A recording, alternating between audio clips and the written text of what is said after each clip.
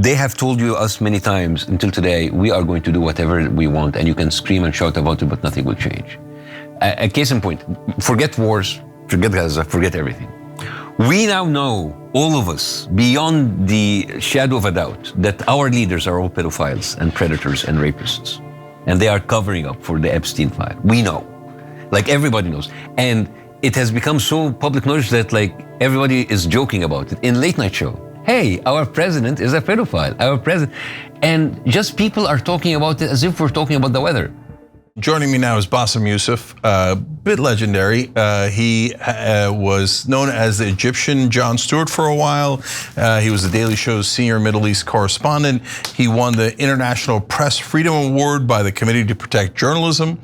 And he's a comedian, writer, producer, surgeon, by the way, physician, media critic, and television host. So people sometimes say that I'm gonna have a heart attack on air, the way that I yell and scream. Good news, I got a physician here. I'm gonna call 911. I can't help you. I'm out of the business. But by the way, where's Anna? I came here for Anna. I didn't come here for that guy. I like, the only reason I came on the Young Turks is like I wanted to meet Anna because I'm a big fan. Now I'm just stuck with that. Like, yeah, I'm just stuck with you. I can't no, be like I was duped. So I like to think that I'm good at debating, right? But on this one, I surrender. You're right. When you're right, you're right. You can't compete with Anna. Hi Anna, we miss you. Okay. So Bassem, so you're here. Although you went back to Egypt, so you were banned from Egypt. No, I didn't go back to Egypt. No, but didn't you do a show that was? No, that was remote from Los Angeles. No, I'm with you, but I mean like back on Egyptian television for. Yeah. It was like a 4-part interview, talk about stuff. They kind of like they reach out and they wanted to have like a conversation about what's going on and kind of simplifying politics in America to people there. So I said, yeah, that's good. Maybe if they reach out, maybe things will get better for everybody. It's good. Yeah, so we're going to talk about Israel. Obviously, we're both animated about it in Gaza, etc. But I mean, you keep criticizing Israel. It's not like you've ever criticized Egypt. That's why I'm here. I mean, don't you say like we're equal opportunity offender? We criticize everything. We criticize the country we live in because we love it. And if you can't do it in your country, you find another country to do it somewhere else. Yeah. So look, you were heavily criticizing the Egyptian government back in the day, and so did you not feel safe? How did leaving happen? The thing is, there's so many ways that you're forced to stop or to quit or to leave. It doesn't have to be people with boots coming in, knocking on your doors. It could be, legal issues. It could be stuff that can actually hurt you, put you in prison. And that's the thing that happened to me over the 3.5 years that I was having the show. A little bit of investigation at the general prosecutor and then the Muslim Brotherhood. And then after that, a couple of like legal reasons. And then show suddenly, stops, the plug is pulled. So there's so many ways to skin a cat. So back then it was the Muslim Brotherhood in charge of in Egypt. The beginning and then the army. Yeah. So they both didn't like me. Yeah, but you criticize Israel, but do you criticize the Muslim Brotherhood? No, but now depending what you read, because if you read the Zionist Twitter, I'm a Muslim Brotherhood. If you read, it's so ironic. Yeah. The Muslim Brotherhood kind of kicked you out. I'm an Islam. They call me an Islamo-Nazi. I don't know what the hell that means. I'm Islamo-Nazi. An Islamo-Nazi. No, I'm Islamo-fascio-Nazi. Of course, if you're going to make up words, why not add? And then if you're Mamdani, they put a communist in the beginning. Sure, of course. So is it communist, Islamo-fascist? I feel we're collecting badges. like Boy Scout badges. Yeah, Boy Scout, yes. Like, I'm an Islamo-Nazi fascist. So the more you correctly criticize Israel, the more badges you get. Yes. And I was actually, I want to talk to Anna about this because she had this interview on her podcast with this sellout influencer Amy something, the Zionist woman, that one of those people. Yeah. And then she told her, like, you're receiving money from Israel. Like, I was never paid, of course. But then she said, by the way, I was already a pro-Israel influencer before even I met with Netanyahu. So even if Israel bankrolled me for this, why not? It's like, I've always been on the wrong side of history, but if they're gonna pay me, why not? I'm always been a racist Nazi, and if they pay me for this. I mean, better. Yeah. I mean, look, so yesterday on Piers Morgan's show, I said the IDF is like the SS soldiers. Everybody lost their minds, right? But I mean, imagine if somebody like that. The SS soldiers did not live stream themselves like dancing with the lingerie of the woman who they just killed. Yeah, well, but imagine if somebody like, was it Emily Austin? Emily Austin. Yeah, somebody like Emily Austin said, well, I already agreed with the Holocaust. Yeah, I'm just taking money from the Germans on top. That's the cherry on top. No, here's the thing. I have learned something looking at their debates. They have the audacity. They have this kind of audacity that they don't care, and then they hold you on much higher standards than they hold themselves. Of course. So they, whenever you say like, I'm again with Emily Austin and Anna, I was like, oh, you hate Jews, you hate Jews. Like I never said anything about Jews, but then they are free to say everything they need about Muslims, about how Islam is a radical ideology, about everyone is Hamas, everybody is Islamists, everybody is everybody that. And then if you even try to criticize Zionists who are not Jews, oh, you're hating the Jews. They are not interested in any kind of conversation. Like now when you have this thing that's like, oh, when she was like imitating Larry Ellison, and it's like, oh, she's doing a Jewish impersonation. Who mentioned Jewish? If it is in your brain and you're putting it up front, and then at the end of the day, what they want, they put a video that nobody will watch, and then they will write text that will describe something else happened in the video. Yes. You see how I'm sure that you have this, Sheng said so, and you never said that. No. Because nobody it's always about the headlines. Yeah. So two things about that. I mean, it happened to me just yesterday, but the one you're referring to when Anna did the hand thing, Canary Mission put up like the happy merchant meme, which I didn't even know, as if it was on there. Yeah. Like they right before the clip that they said, and right after we said, we explained how this is not about Jewish American brothers and sisters, and blah blah blah blah blah. Went on for like 5 minutes about how great Jewish Americans are. So they cut that out of the clip. Of course, they put the happy merchant meme. It's all doctored. They know what they're doing, and it's kind of I'm sure that everybody's on Twitter or on social media have noticed how the Zionist bots are just like out of control. They're like locusts now. Whenever you do they have like a coordinated attack, and it's the same 50 accounts that you see all the time. Yes. And they copy paste their stuff, and they just like repost. It's just like a swarm. It's a swarm attack. Yeah. So there's a couple of things about that. Number one, they made the mistake of slightly admitting it because they had Israel hired SKDK. Yeah. So that's the Anita Dunn's group that she was the top advisor to Joe Biden. Yeah. It's like the top PR company in Washington. And somebody from SKDK said, yeah, we're going to use bots to help Israel. Yeah.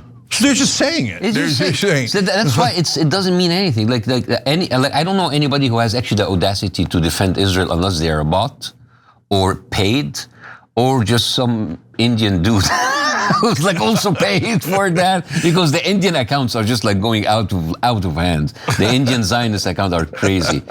Like, my favorite is when they pretend to be other people. Oh yeah. It's like when I was a little girl in Tel Aviv, dude, you're living in a slum in Karachi. What the hell? So those are the bot farms that they're using in India and other places. Yeah. And then you got the folks who are pretending to be like that. My favorite the other day was, I'm a Turkish woman, and she's got Elif, which is a Turkish name, and the Turkish flag in her handle. Just so you know, she's a Turkish woman. Yeah. Okay. She's like, and I am disgusted by your anti-Semitism. I love Israel so much. America should be giving more money to Israel.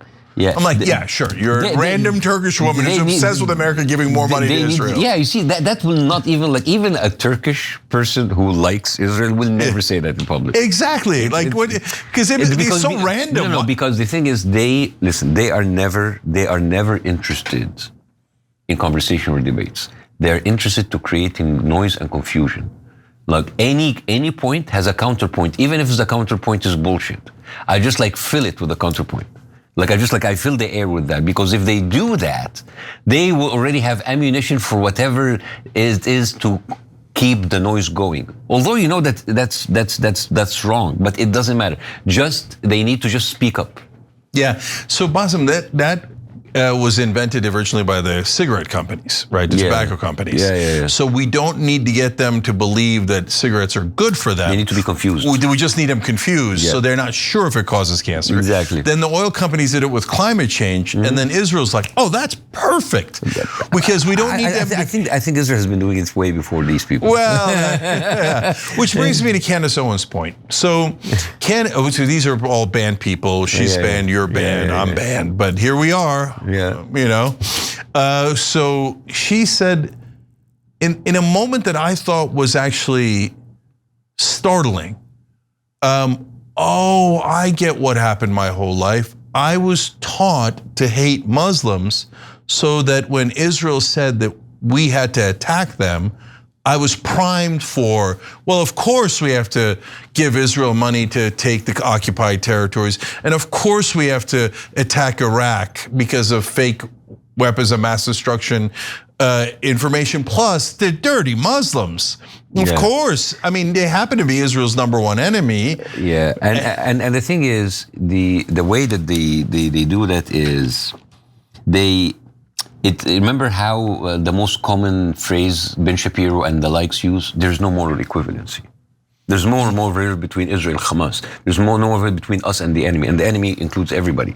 And then Noam Chomsky has an incredible video where he say, like, moral equivalency is a term that was invented by colonizers as a propaganda machine in order to prevent people to look at their own actions. So now they divide people into good guys and bad guys. So the good guys can do whatever they want, even if they nuke the bad guys. And the bad guys are always in the wrong, even if they defended themselves. So now Israel can do that, like they can just like wipe out like millions of people. Oh, they're the bad guys. Yeah. That's why when we were like and watching like Westerns, you've seen like Indians, Native Americans killed with hundreds, and you cheer because they're the bad guys. It's the same thing as zombies. You don't feel anything for zombies. You don't feel anything for vampires. You don't feel anything for savages. And this is why you're allowed to go in and nuke and throw napalm and create. And this has happened throughout American history. I mean, I'm still figuring things out. But like when I read a little bit about the Korean War, which is the forgotten war, and it's forgotten for two reasons. It was between two major wars, Vietnam and Second World War, and it's forgotten because nobody talks about it. Because if people talk about it with numbers, how many Vietnamese did America kill over 19 years of war in Vietnam? A lot, between 3 and 4 million. Yeah, that sounds They about killed right. about the same number in 3 years in Korea. Wow, I did not know that. Like about between 2.5 to 3 million people in 3 years. Can you imagine? This is like the Gaza Strip 0.5 in 3 years. They eliminated 3 million people. That's crazy. You see the number? That's why they never talk about it. And the atrocities that they did, there's like very known massacres that happened, that they would kill 250,000 people in 5 days. That's unbelievable. And the whole thing about napalm and like this all happened in Korea. Korea has that's why nobody talks about what happened in Korea, because how can you justify that? So what's ironic about that is that then they'll use that and go, see, we did that in North Korea. Exactly. In Korea. We did it. So why doesn't Israel get to murder all the Palestinians? We had slavery before. Why not bring it back again? I mean, like we have you know, we used to rape women and enslave them. Let's do it again. It happened. Let's nuke them. It's crazy. And part of the reason they do that is because it's a rhetorical trick where they want to say, are you blaming America for nuking Hiroshima or Nagasaki? Yes. Are you blaming America for murdering all those Koreans? Yeah, and every time it's like Dresden was a war crime. Dresden was a war crime. And the fact that like the victors did it doesn't negate the fact that it was a war crime. And the fact that you just like can't bring like bad examples of history, it's like, hey, it happened before, we can happen again. And the reason why this whole International Court of Justice and the UN was created so these atrocities doesn't happen again. Yeah, it was literally because of those atrocities that the world got together and said never again. Let's not do this again. Never again. Right. Never again. Robert McNamara was the Secretary of Defense, I believe, during the Vietnam War, but he was the main statistician and planner during World War II. And he has a famous line about, well, if we had lost, we would have been tried in the Nuremberg trials. Yeah, 100%. He said, well, of course. He said, we firebombed Tokyo and killed 500,000 people. Unnecessary. That's before the nukes. And they raped 500,000 women in Germany. When they went into, I didn't know that. You didn't know that? No, dude. You have to. 500,000 women was raped in Germany when the Allied and the Soviet forces were there. The Soviet did most of the raping, but there was like 500,000 women raped. So look, guys. So just like those people like talking about raping on the higher moral grounds, and it just like it doesn't work anymore. Look, we're having an adult conversation here, right? So just because the Soviets and maybe some of our guys raped a lot of German women doesn't mean the Germans were right. Right? No, but two wrongs can two things can be true at the same time. The Germans were horribly wrong in the Holocaust, but that didn't mean that we should firebomb Dresden, we should firebomb Tokyo, we should drop nukes. They would blanket everybody as a Nazi, blanket everybody as an Islamist, blanket everybody as Hamas, so you don't have to think too much about it.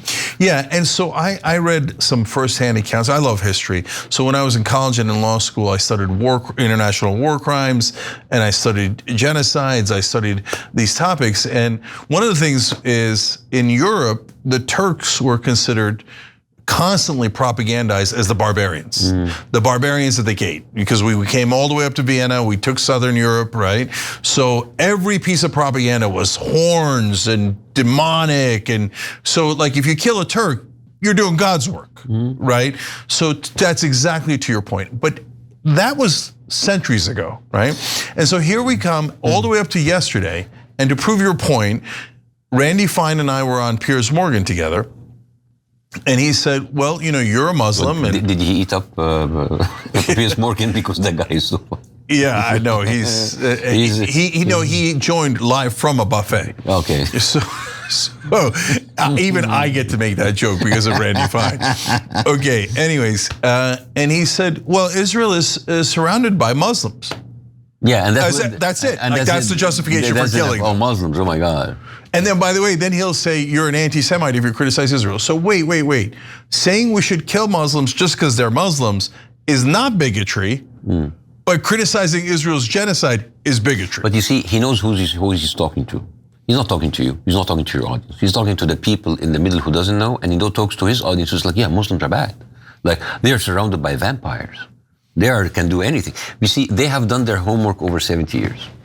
And all of the movies that have been done. Now I look at remember True Lies? Oh yeah. Directed by James Cameron, who directed Titanic, who directed Avatar. Yes, and then it's like this. They are like outside of New York and Los Angeles. There are like people in America will have no idea about what a Muslim is other than that movie or similar movies.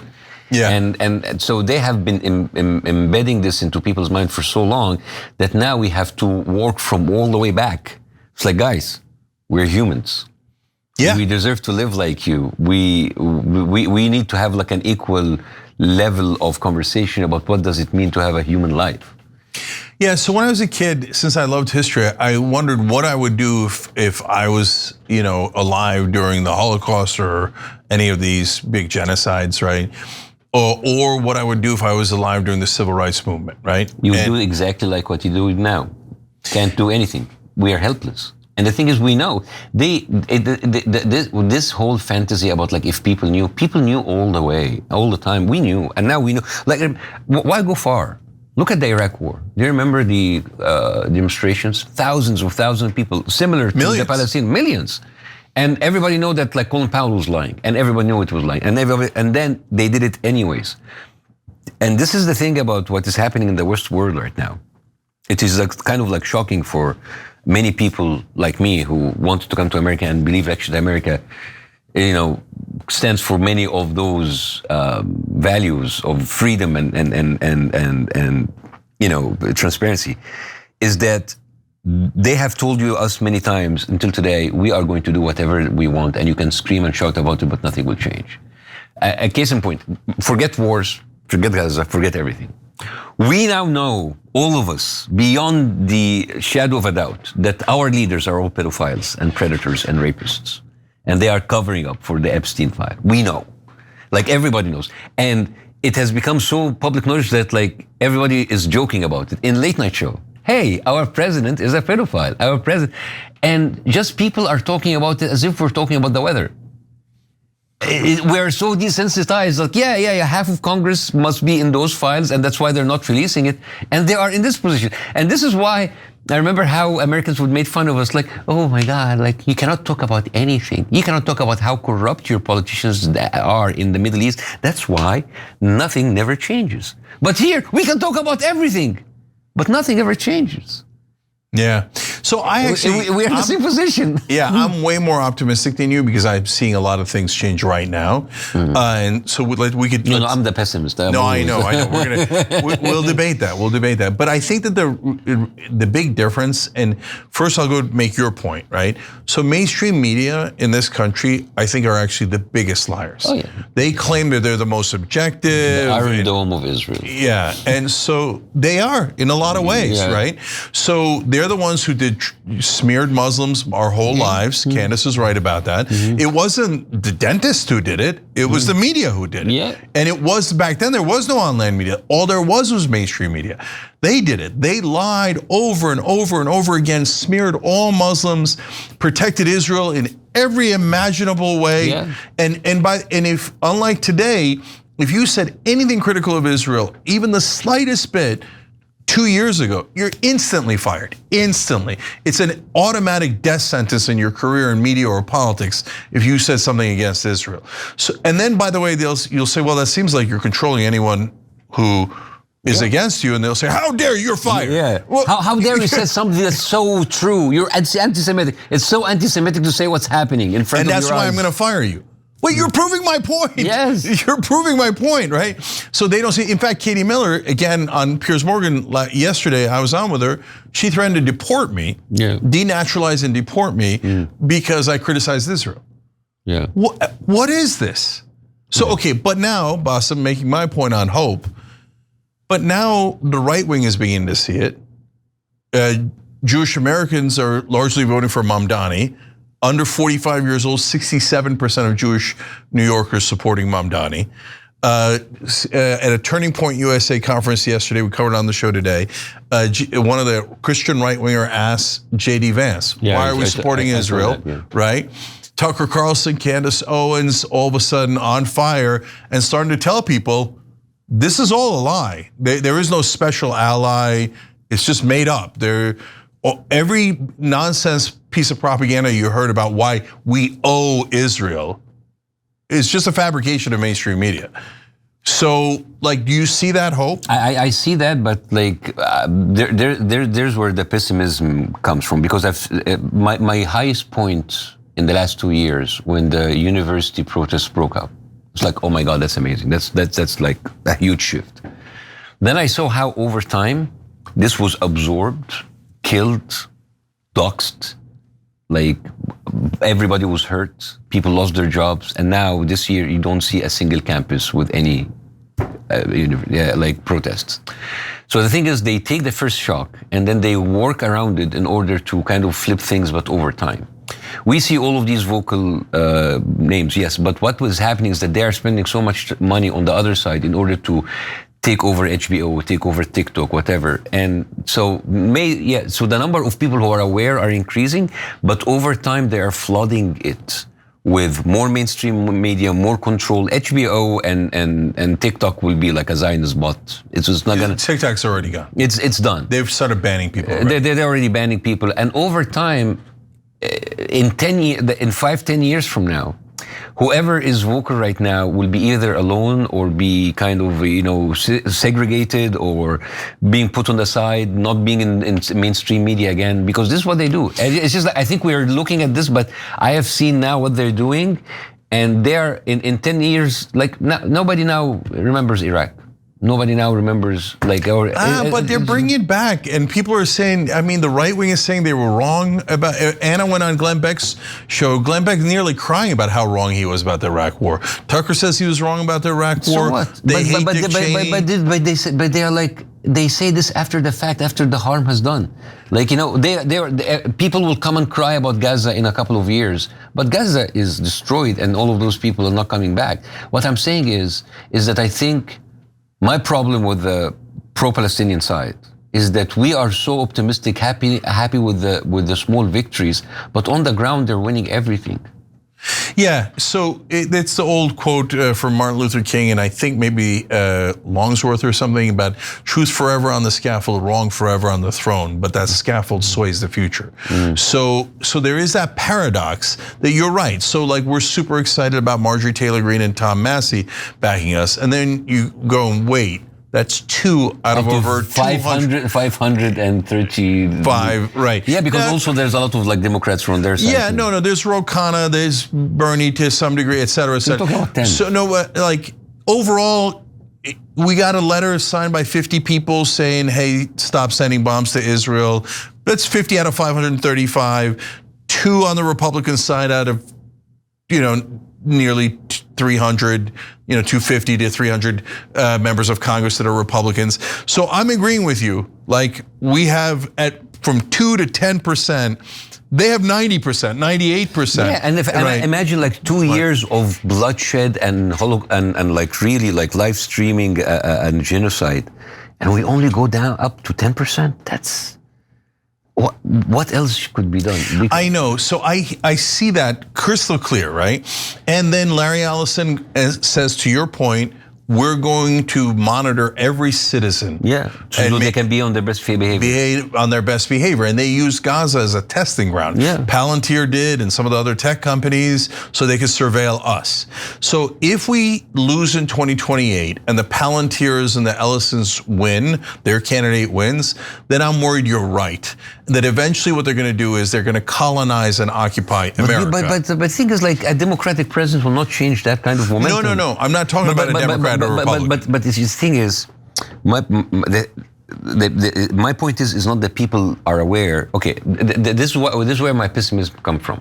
I come from the Middle East, where everybody in the Middle East know that their leader is a piece of shit. Sorry. They know that everybody above is corrupt. They don't know that these people are the worst people there.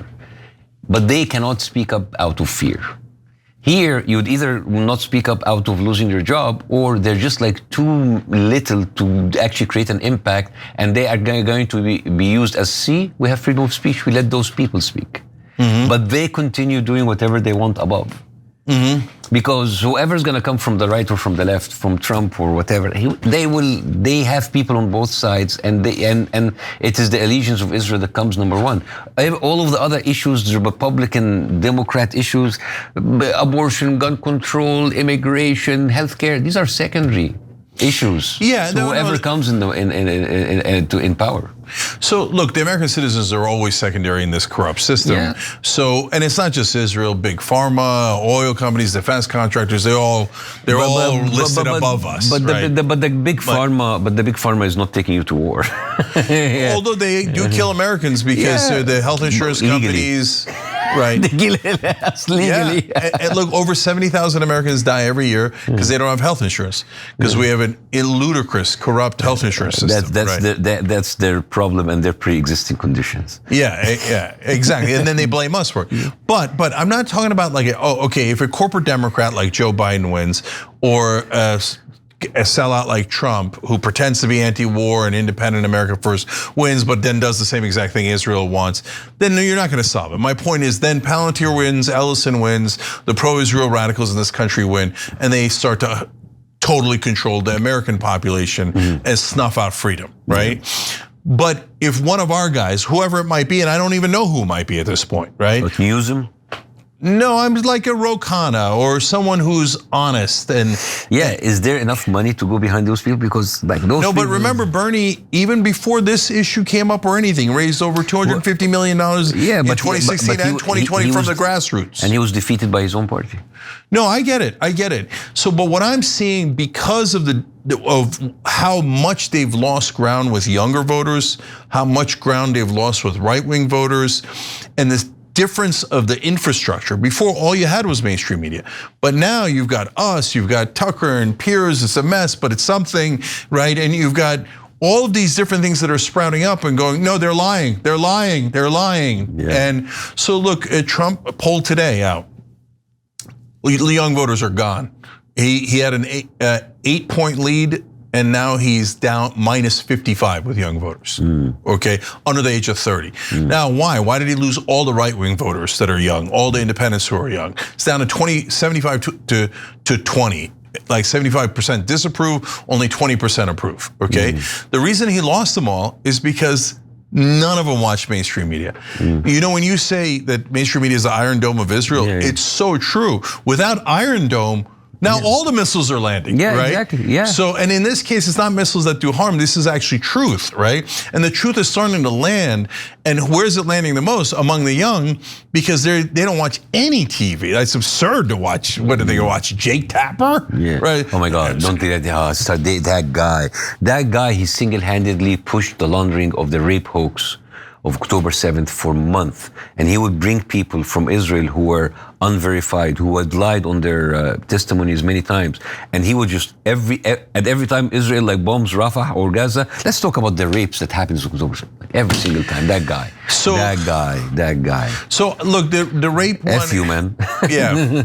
So look, the all the propaganda about the decapitated kids, and then actually Israel, you saw the decapitated Palestinian kid. So like almost every accusation is a confession when it comes to the Israelis, right? 100%. And so the baby stuff, the ovens, all absurd. And then, by the way, they later didn't drop bombs on Palestinian kids and burn them alive. Yeah, that's what a bomb does, right? Yeah, but you see, this is about shock and awe. Like they go out of the gate with like a huge emotional story, decapitated babies, rape, blah, blah, blah. So people get shocked, and then you are in a position like you cannot like discuss that or debate that, and then after a month or two, like, oh, that didn't happen, but it's too late now to discuss it. And in fact, to your point, so about a week ago, we get this spectacular story of Hamas has murdered 2 IDF soldiers.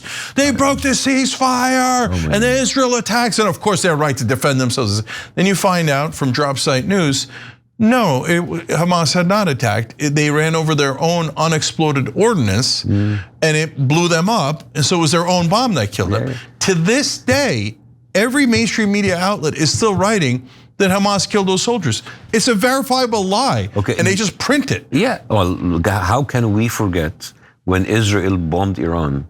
And as Israel was bombing Iran, the leaders of the world is like Iran should not respond, or like Iran is to blame. It's like, guys, they're getting bombed, and you are blaming Iran. That's crazy. No, my favorite is when the Israelis go, no, the Palestinians love the Israelis, and we're just protecting them from Hamas, and they really appreciate it. You know a lot of Palestinians who love Israel, right? Because they appreciate how much they're being protected in Gaza. 100%. Yeah, I know a lot of Palestinians like that too. Yeah. I mean, there is no end to that lie, right? But now, brother, so the rape one's a little bit more mixed. There's some evidence that there's something happens. There's some that say it's unverified. But then Jake Tapper then turns around and go, oh, the Israelis were caught raping Palestinian prisoners. Never. That is absolutely confirmed. And then they returned some bodies recently in the exchange, tortured, sexually assaulted. Missing organs, come on. And no mainstream media, no, it's anti-Semitic. You better not say things that are true about Israel. Yeah. Right? Because the most anti-Semitic thing in the world is facts. Yes. Because it isn't about anti-Semitism. It's a trick, it's a weapon that they're using to defeat all enemies of Israel and crush them. It's just noise. Yeah, but despite all that, in this optimism, pessimism thing, okay, do you not see mainstream media wobbling? Yeah, they still have the building, but the windows are blown out. It's kind of like a ghost town. And now the building's wobbling back and forth, right? And remember, forget the politicians, they're all crooks, and we could expose all of them as crooks the minute you have an honest media. And the dishonest, disgusting mainstream media is about to tip over. We've been saying this for a few years, but the thing is, they need the mainstream media to talk to that certain demographic. They know they're dying, and then I think they're already planning for how to diversify out of it. Maybe they would break it up for smaller stuff and make it online. But yeah, the mainstream media, they still have a huge microphone. They still like reach millions and millions and millions of people. You look to any post even on social media for Fox News, 5,000 comments, like 10,000 comments. They still have a huge bulk of people. There are a lot of people in America, in the middle of America. That's all they see. You can't just like judge on the big cities. No, I and that's hear you, why but I see the polling. that's why they have the yeah. Of course, they're not as they used to.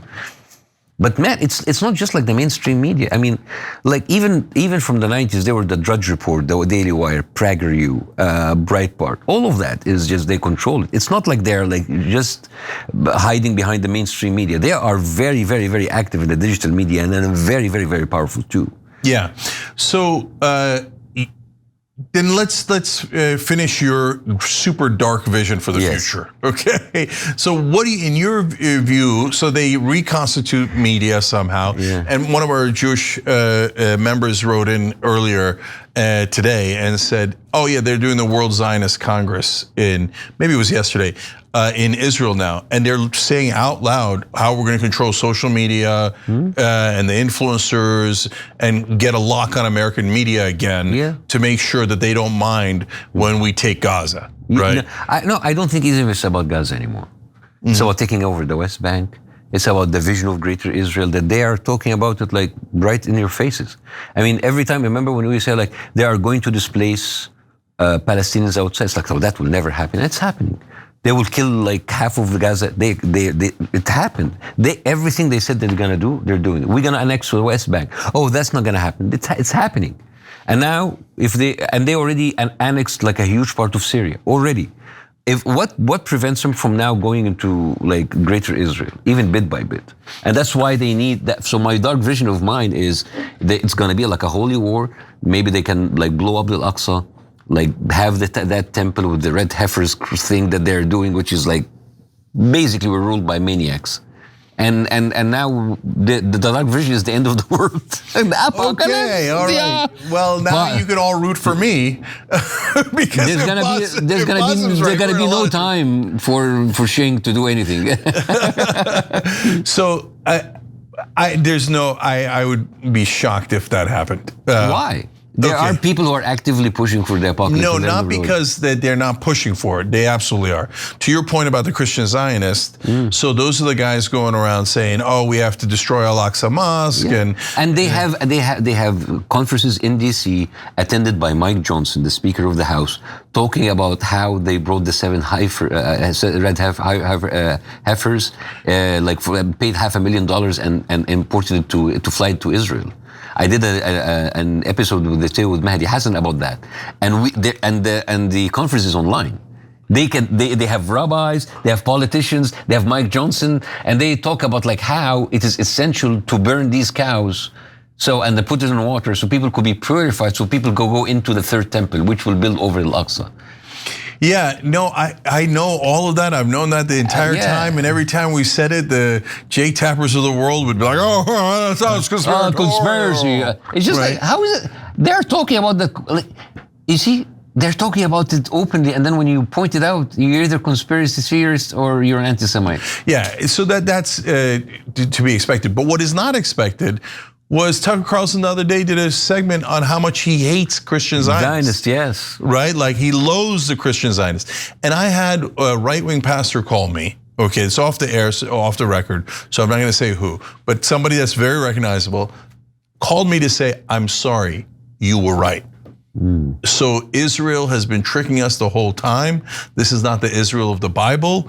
And, oh, wow. Okay, and he said what an epiphany. They're starting to question those total BS books in the 1970s that is not in the Bible. It's just some BS preachers wrote it here in America. Oh yes, you have to support Israel. That's what the Bible says. That's all from the Scofield Bible, 1907, 1909.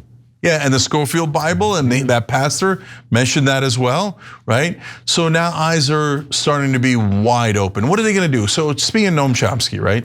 Obviously a well-known anti-Semite. Okay, he's Jewish if you don't know, background.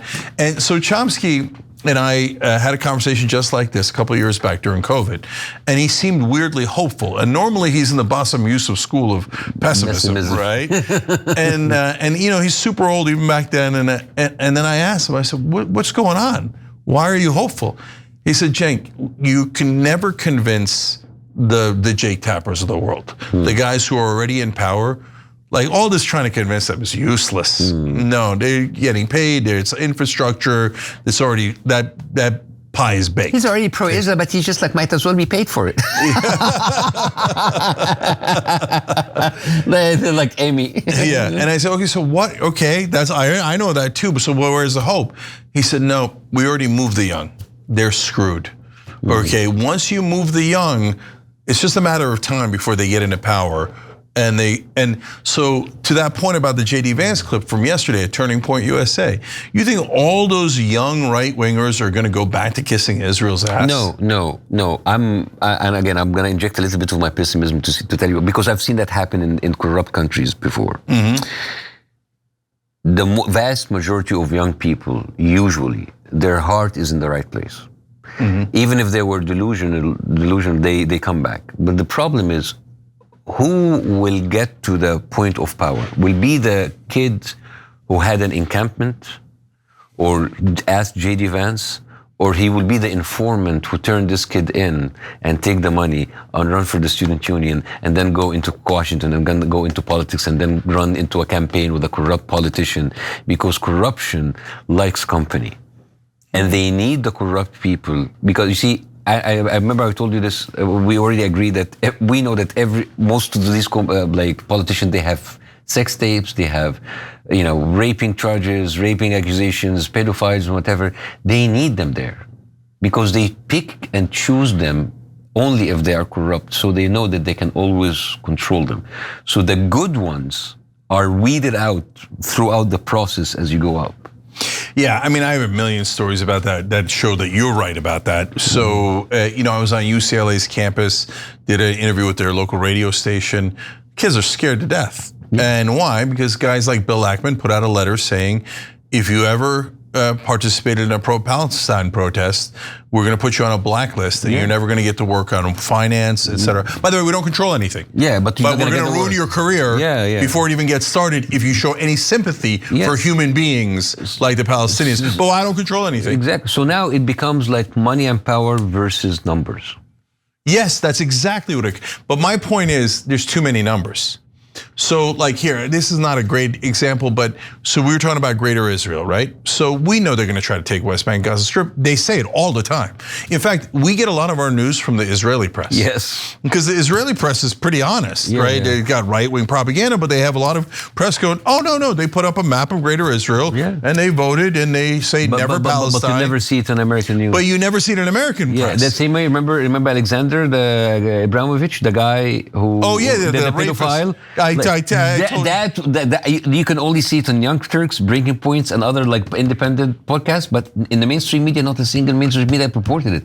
And all of those like late night shows and the comedy shows, they don't find this funny. Hey guys, you don't find this funny that like a pedophile in Israel, like kind of like flee to Israel with like, you can look it up, it's there. And like there's no material, there's no fun, there's no ha-ha, but let's go back and talk about Trump. I asked Randy Fine yesterday if he's going to pursue justice for that guy. Yeah. And shockingly, he didn't have an answer to that. Of course he's not going to pursue justice. He's going to pursue injustice to make sure that guy gets away with it. The guy called in through Zoom for his hearing from Israel. Yeah, I mean, that is outrageous. Why are we making it and then the Attorney General was like an Israeli national, which is what? The one in Utah. You have like an American state that has like a double nationality person who would let a pedophile escape trial. That's crazy. Imagine if it was an Egyptian national. No, imagine if it's anything. A Norwegian national, right? Imagine if it's anything. Yeah. Oh my God, we'll never hear the And the U.S. attorney in the area is Egyptian. Oh, it's you, right? Yeah. And you go, no, I let the Egyptian pedophile go. Egypt will be, and he can zoom in every once in a while. Egypt will be nuked tomorrow. Right, I mean, the Egyptian government official was here to rape our kids, but I let him go because I'm Egyptian. What's the big deal? And this is why. So this is why really the media is the Iron Dome, because you see, I had a conversation once with a U.S. senator, a U.S. congressman, and I lashed at him. It was a private dinner. I said, you take money from Israel, whatever. And he said, the average American citizen does not care about international issues or Israel. They care about healthcare, like guns, whatever. I said, yes, because that's what the media talks to them the whole 24 hours about. Yeah. The media, if the media would talk about 24 hours the same way that they talk about the other issues, like, let's talk about the liberal issues, like, oh, guns. Remember, like, how all of the the late night shows and the comedy shows like went to war with all of the senators taking money from the gun lobby, the NRA, and they would name them by name. And the school shooting and our kids dying in school, day in, day out, day in, day out, every single day. But like when a pedophile from Israel comes in and have an Israeli attorney general let them go, not a single thing. Yeah. And you know that our media can actually pin someone and put him into a scandal if they want to. Oh, dude, 100% to me. We're just like the way that they put Mamdani. I mean, having Mamdani as a Muslim to New York is not as important as having like a foreign citizen raping your children and then letting go. That is interesting. Yeah, and you know, so, I mean, look, again, from yesterday, if Katie Miller had said that to Anderson Cooper, Jake Tapper, whoever, I'm gonna have you denaturalized and deported, right? Assuming that they had not been born here or something. I mean, that would be the largest story in the country, right? Yeah. So, and to be fair to the online world, it's been a huge story today online, right? Mainstream media, zero coverage. Nothing. Zero. They're like, oh, Cenk, he's a Muslim. He's from Turkey originally. Yeah. Oh, we already hate him. We hate him. Yeah. And he's anti-Israel. Yeah, no, not a scandal. No big deal. No. Denaturalizing and deporting American citizens because they criticized Israel. But that's no big deal. But then it is oh, that's a big deal. That's a big deal. You did the wrong hand motion. Oh, you're washing your hands. Huge deal. Huge deal, right? Yeah. Like we were talking about. Or even like a bigger deal, Mamdani eating rice with his hands. Yeah. It's just like so. It's just like, you know, like we shouldn't take them seriously anymore. Why are we still taking the New York Times seriously or CNN seriously? No, I'm not. I think they're a joke. They're a total joke. They're a joke. All of this like journalistic integrity is bullshit, man. Well, that you can't find corruption in American politics. I mean, the whole adage is supposed to be follow the money, and they're like, no, I don't see Big Pharma buying them off. No, that's not why we can't negotiate drug prices. No, they're having real debates. You have to be a moron, like of epic proportions, to think that they're having real debates in Congress. Yeah, real debates with 98% are financed by AIPAC. Right, or oil companies and all these guys. So, okay, so, but on the numbers stuff, brother, last thing. Look, again, not the greatest example, but they're doing Greater Israel. They're grabbing all this stuff. Yeah, our media is ignoring it, mainstream media is at least. They now have Western Syria, they have Southern Lebanon. In Lebanon, if you try to build anything, they bomb the cement factories, Israel does. They're like, because one day you could have a building and then there could be a tunnel under the building and there could be a terrorist. I mean, all Arabs are terrorists, so we can't let you build anything. Of course we have to keep murdering you, right? Yeah. I got you. But then the people notice that Greater Israel stretches into a part of Turkey, right? All of a sudden Erdogan's like, wait, what? And he's like, that's it, I'm cutting you off, right? No more business with you guys, and you can't use our airspace. You know what was amazing? The next day, there's a congressman in like South Dakota or something, a Republican, and he starts talking about, you know, the real problem is Erdogan and the Turks. It's amazing. How did they get that talking point to him within like 24 hours? Mainstream media starts writing articles. You know, Muslim Brotherhood's reconstituting in Turkey. What? Yeah.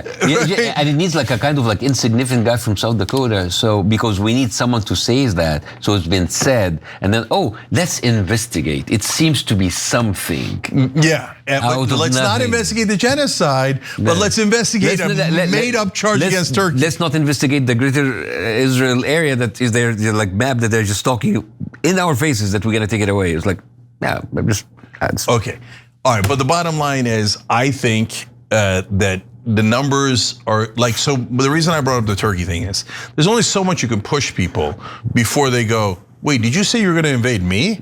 Right? And I think that what the American people are beginning to realize, I mean, remember, we talked a lot about the right wing, but the left is already gone 92-8 against Israel. 92-8, Israel is wrong in Gaza, okay? So they lost all of the Democratic voters. And now they've lost the majority of the Republican voters. So now when they come in with their load of BS, right? And oh yeah, Israel, bow down. You owe Israel. I just I think people are going to start voting them out. I think we're going to see in the midterms. Yeah, midterms are a little early. I think 2028 is Armageddon. Political, like either we win and we liberate the country. Who's we? We as Americans. I'm being super corny here, right? But I really believe it. Because I think that what's gonna bother the Americans the most, and it's begun already on both sides, is, okay, Palestinians, we care, genocide, it's ugly, you're killing kids, it's ugly. We care a little bit, right? And before they never cared, now they're caring a little bit. But that's not the main thing. The main thing is, here at home, we're starting to feel occupied. Do you see what I'm saying? I mean, you are feeling, I'm feeling it, but I'm talking about the major, like the people who are watching Dr. Phil, they still have a lot of numbers. The people who go to the mega churches, the people who just watch like Hollywood news and don't even care about politics, and for them Muslims are still the bad terrorist people. I mean, I think we are, yes, there's a lot of awareness, but there's a lot, it's still a very long way. We have to show people how to effectuate change. Yeah. Otherwise, their energy is going to be dissipated. They don't want to be occupied. They want America to be free, and they're starting to get this gnawing feeling that America is not free anymore. Well, right? As long as you have like, operatives and spies like, Ben Shapiro and Bill Maher telling the Americans how to think about Israel. Yeah. I mean, those people, like, why don't they just like take the Israeli citizenship? Like Bill Maher is like such like a freaking.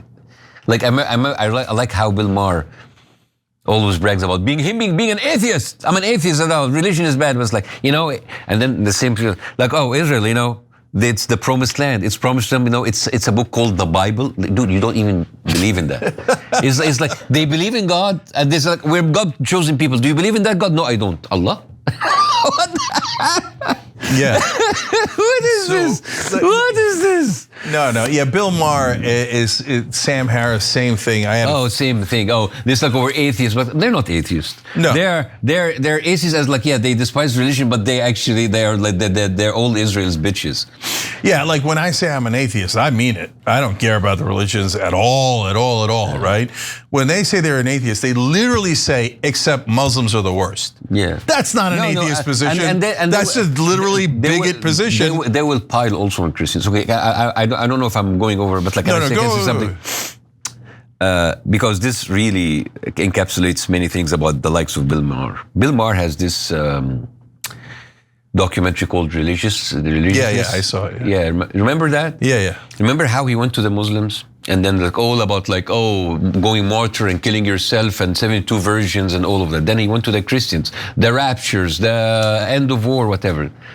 So he went and got the worst of these two, the Muslims and the Christians. Then he went to the Jews. Which Jews did he choose in order to platform as ridiculous?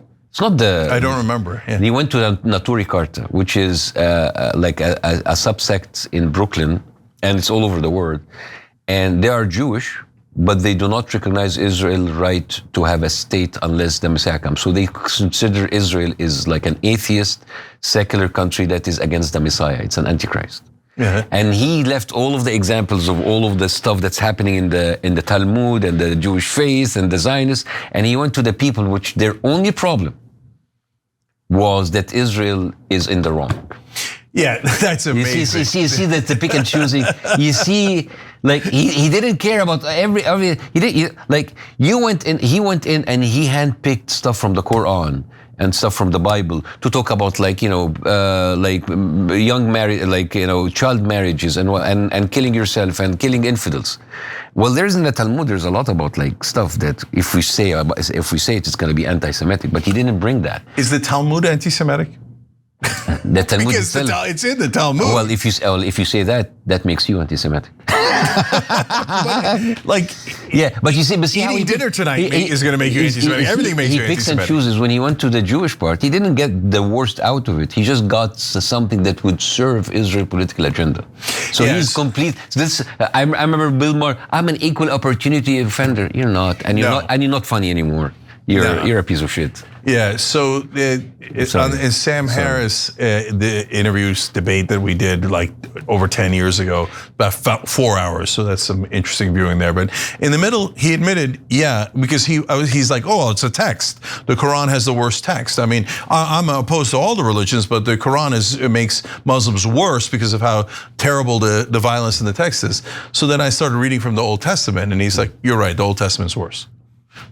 Okay, so then why aren't you? But then he will keep on going talking about Islam, and he'll never speak anything about Jewish people. Never, because they're giant liars. Yeah. They're bigots, and they hate Muslims, and they love Israel. Israel to them is number one. Everything else is dead last. They, because they're gonna pick this up and like, oh, he's talking about the Jews. Yeah. No, let me be super clear. I'm talking about Bill Maher. They will cut this. Sam Harris. Ben Shapiro. No. In the clip, edit it so he will see as if he's talking about Jews. Yeah. Don't worry, they're going to do it anyway. They're going to do it anyway. It's amazing. We say Israel, they say Jews. We say Israel, they say Jews. Just say Jews. That's it. I don't want to say Jews because I don't. It's not Jews. But the thing is, they can say Muslims all day long. They can say Christians all day long. No. The only thing you're not allowed to say, but they don't control anything. Yeah. They don't control anything, but you're not allowed to ever criticize Israel. You can criticize everyone else ad nauseum. They're gonna get this, and they're like, Bassem Youssef and Cheng. This has become anti-Semitic rant. Yeah, of course. But Bassem, that's why I'm encouraged. All right, we got to leave it at this. But brother, now again with this big blow up happens on Piers Morgan yesterday. You read the comment section on every website that's covered it, okay, including X, very right wing these days, and there's no one supporting Katie Miller or Randy Fine. Right, left, middle, doesn't matter. They hate them. They hate them. Yeah, well, they are good as actually. Do you notice that they always put forward their worst people? Like, do they have good people? Like Rabbi Shmuley and Mike Rappaport. I think they're doing that on purpose. I think they don't care about being hated. I think that part of what they want to do is draw in the hatred towards Jewish people, so they can hide behind them. Exactly. So that Israel can go, oh, you see, they hate Jews, so we have to. We have to. So self-defense. They've been doing it. Self-defense. They've been doing it all. You remember the whole idea when the army soldiers, they dance with the lingerie and they dance with any army in the world has discipline.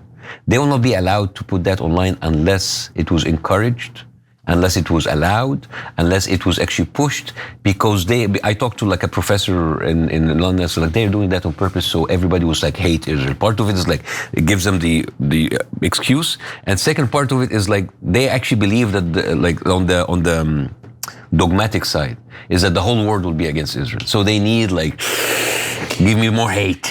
Yeah, and it makes the Israeli citizens keep voting for people like Netanyahu because they think, oh, the whole world hates us. Yeah. We have to protect ourselves by getting someone like Netanyahu who murders everyone around us because they hate us. So we had to murder them first. We had to. Bunch of psychopaths, man. Right. So unfortunately, look, you know who winds up being right at the end of all this is the guys that Bill Maher was making fun of, the Jewish guys who said, don't do Israel because it'll be an enemy of Judaism.